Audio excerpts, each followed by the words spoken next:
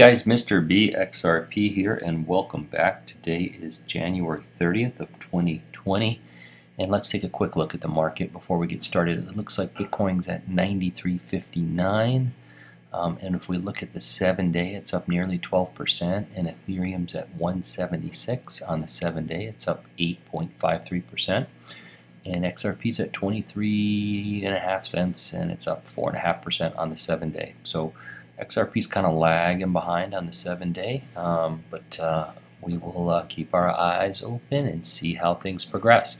So moving along, I did see this. I did see this on Twitter, and it said Coinbase wants to make it easier for global institutional clients to store their crypto.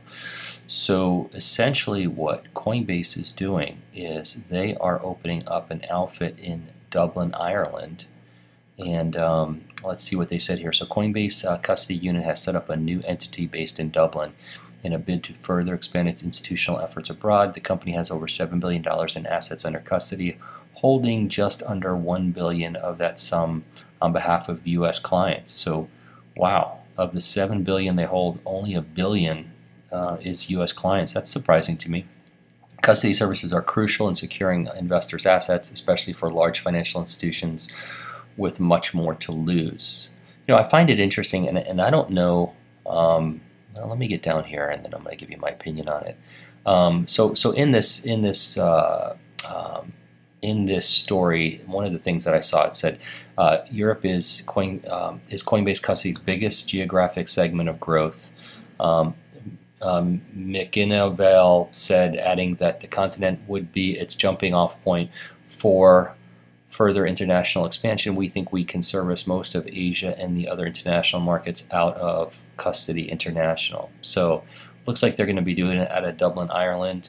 You know, I find it, I guess Coinbase is doing their own custody. I don't know that they're involved with anybody else. We did hear yesterday that PolySign is getting ready to come online. We have been hearing about more and more joint efforts between Coinbase and Ripple. I don't know that PolySign is working with Coinbase in any capacity, but it might be interesting to see in the future if there's any sort of a link between the two. But I find it a little suspicious that they're both coming online at the same time, or maybe it's just the natural progression of the space, and it's time for this kind of custody.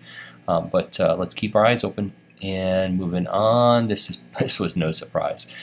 This was posted on Twitter by Brad Kimes at Investment Perspectives. He's Backup Bradley at Backup Bradley on Twitter. Confirmed Craig Wright doesn't have the keys to 8 billion of Bitcoin.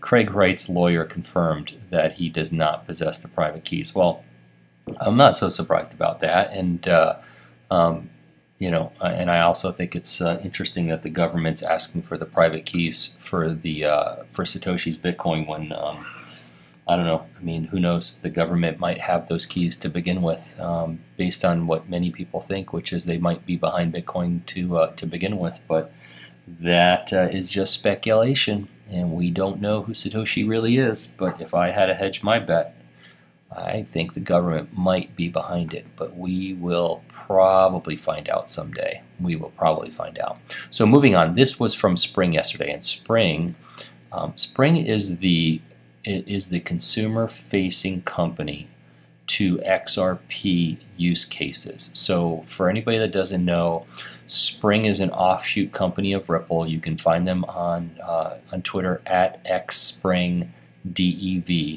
And what Spring does is they fund companies that build using XRP in consumer-facing use cases. What I found interesting was that Spring posted this yesterday. Where would you like to see the next XRP community meetup? And so they had San Francisco, London, Singapore, and other. And it looks like London was the #1 at 35, almost 36%.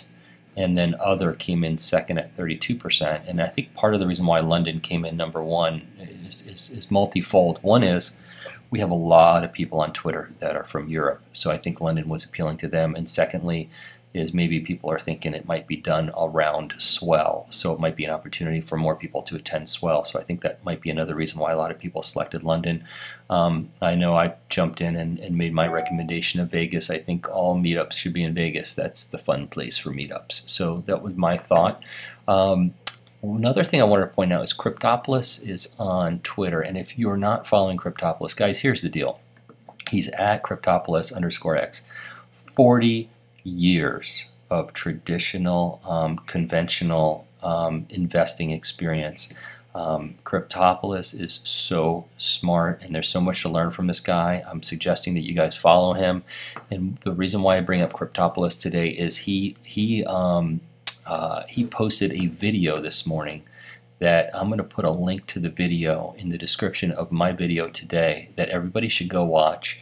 And it's an overview on his wealth masterclass. Cryptopolis has a wealth masterclass, and I suggest everybody go watch this video. It's about 45 minutes, 46 minutes. He helps train people in building wealth and maintaining wealth. And he has 40 years of experience. So if experience means anything to you, he's one of those guys you need to follow, and you should listen to this video. I listened to it this morning, and I am interested in his wealth masterclass and intend to take it because it's a very, very interesting class. So anyway, you guys might want to watch this video. I would strongly suggest it.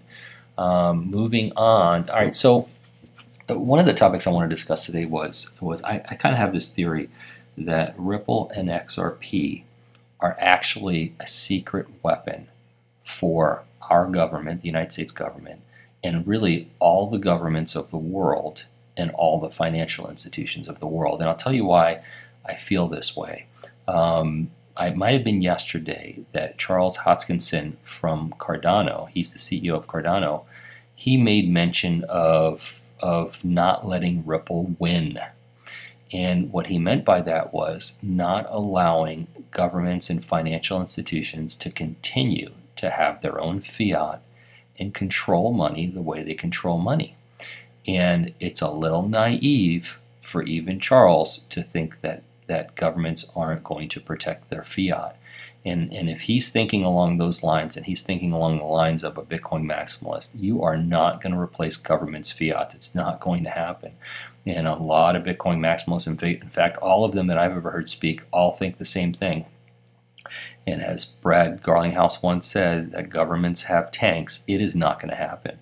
So I think that XRP and Ripple are the secret weapon of the governments, and that's why whenever they're explaining the process that we know is XRP, when they talk about sending money seamlessly and inexpensively and in seconds, and they never say XRP and they never say Ripple, we all know what they mean. And I don't think they say the name because they're protecting themselves for what's to come, because governments they're not going to allow Bitcoin, Cardano, Ethereum, Bitcoin Cash, they are not going to allow these digital currencies to take the place of their fiat currencies. It's not going to happen. So in my eyes, I view it as a secret weapon, and I am thrilled to have the asset that I'm invested in be the secret weapon of my country and all the other major countries of the world, because I believe it is the secret weapon. And we're going to find out real soon if it is or it isn't. But it's undeniable that when they speak about the processes of the future of sending money, that they're speaking about Ripple, XRP, the ILP, and it's all intertwined, guys. So that's kind of my thought of the day, my commentary of the day, and my question to you would be: do you agree with that? Do you think that that Ripple and XRP are the secret weapon that these governments and financial institutions are going to cling to, so that the Bitcoins of the world don't take over? So give me your answers in the comment section below. And I am not a financial advisor. I'm not an accountant. Everyone knows I'm not a Bitcoin maximalist, and I am not a crypto expert. These are my opinions only. Don't make any financial decisions based on anything I say. This video is intended for educational and entertainment purposes only. Please like and subscribe and hit the notifications button and share with anybody who you think might do the same. I want to thank everybody who's been subscribing. We just went over 8,000 subscribers, which is awesome, and I'd sure like to hit 10,000 if possible over the next few months. So if you haven't subscribed, why don't you give me a sub? I would appreciate it. Hope everybody has a fantastic day, and please go follow Cryptopolis and watch his video. I think it's awesome. Thanks, bye.